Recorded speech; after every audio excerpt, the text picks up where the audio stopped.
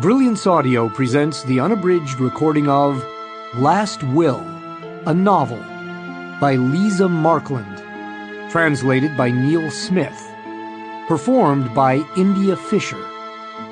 This audio production is based on the UK edition of Last Will. Part 1. December. Thursday the 10th of December, Nobel Day. Chapter 1. The woman known as the Kitten felt the weight of the weapon dangling under her right arm. She tossed the cigarette to the ground, lifted her skirt, and crushed the butt with the underside of her stiletto. Find any DNA on that if you can. The Nobel festivities had been going on inside the banqueting rooms of the City Hall for 3 hours and 39 minutes now.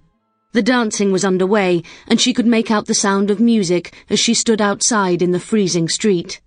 The target had left the table in the Blue Hall and was walking up the flight of steps towards the Golden Hall. The text message she had just received had given her the target's position. She sighed, realizing how irritated she felt, and gave herself a mental slap. This job required concentration. There was no room for aimless worrying or thinking about alternative careers.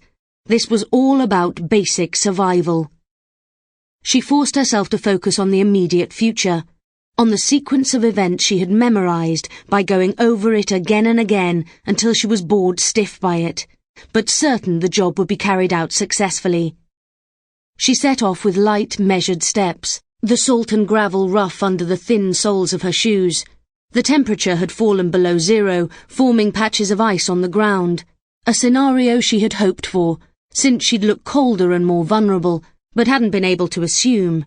She hunched over, the chill making her skin pale and her eyes water. If they looked red, it would be no bad thing. The uniformed police officers were positioned exactly where they should be, 2 on each side of the archway that formed the entrance to Stockholm City Hall.